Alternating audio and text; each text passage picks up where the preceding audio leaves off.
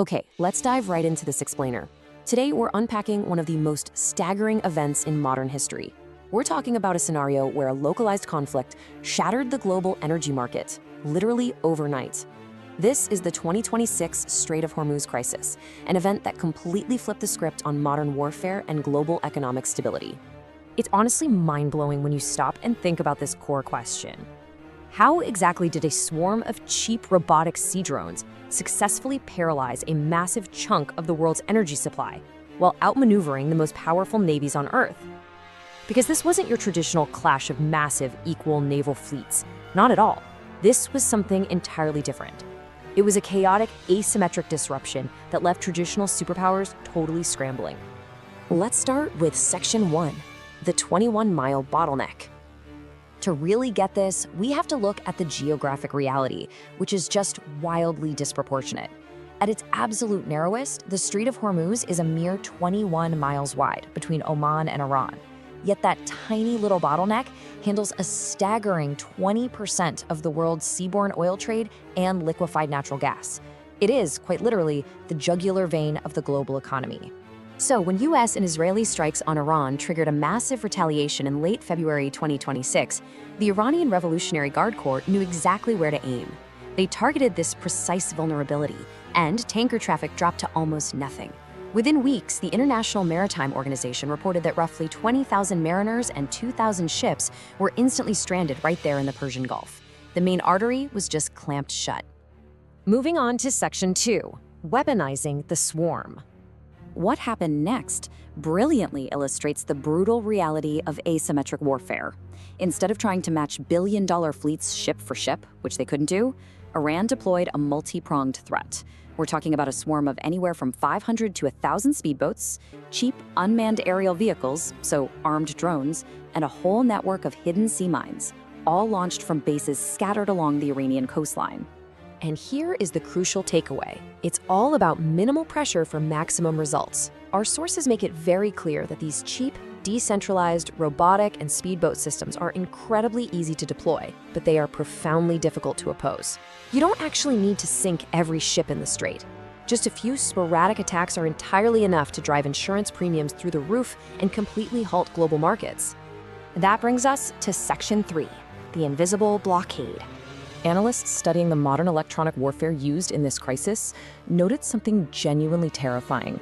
The intense electromagnetic interference in the region essentially created an invisible blockade.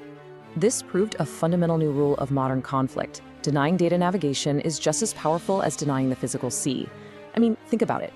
If a modern tanker doesn't know exactly where it is, it simply cannot navigate a 21-mile-wide channel that's filled with mines and drones. Let's compare the traditional approach with what actually went down in 2026. The old way of blockading meant lining up physical warships to stop ships from passing. The 2026 way, it uses GPS spoofing and mobile ship-based jammers. During just one single week in early 2026, maritime AI platforms recorded over 1,650 vessels experiencing severe GPS and AIS interference. They hit these zigzag signal distortions that threw their reported locations wildly off course. So ships weren't just being blinded, they were being actively manipulated by AI, creating utter chaos on the screens of every captain in the Gulf. Which leads perfectly into Section 4, global economic panic. Because of this exact combination of physical swarms and invisible blockades, the immediate disruption sparked the largest ever monthly increase in oil prices in the history of the world oil market. Brent crude oil didn't just cross the $100 mark. It surged to a staggering peak of $126 a barrel.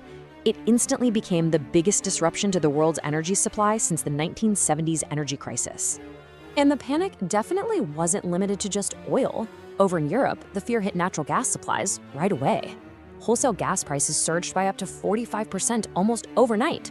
This threatened to skyrocket heating bills across the entire continent, all because critical liquefied natural gas production from Qatar was physically blocked from leaving the Gulf. At the exact same time, the cost to even attempt crossing the strait skyrocketed. War risk insurance premiums spiked by over 60%. Financially, this forced major shipping giants, companies like Maersk, CMA CGM, and Hapag-Lloyd, to suspend their transits completely. They had to reroute everything all the way around the continent of Africa, adding weeks to their transit times. But here is what is truly eye-opening about all this.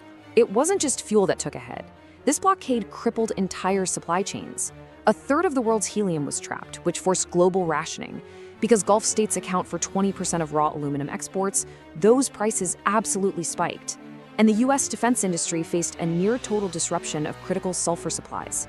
This caused a scarcity of sulfuric acid that actually led China to ban its export, which then hit copper production all the way over in Chile. It just shows you everything is completely connected. Finally, Section 5, the superpowers standoff.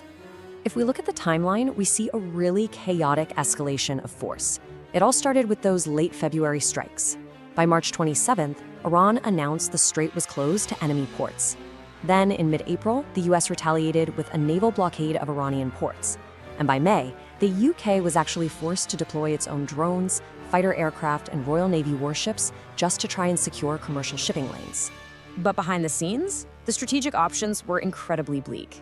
Planners even considered occupying Iran's Karg Island, which controls access to Hormuz, just to physically regain control.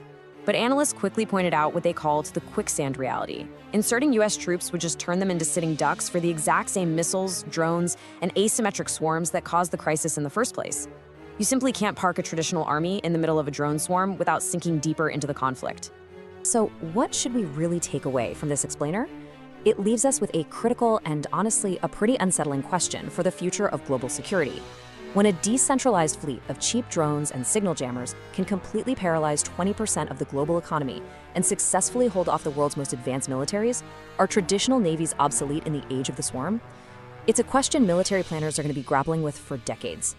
Thanks for joining me on this deep dive into the 2026 Strait of Hormuz crisis.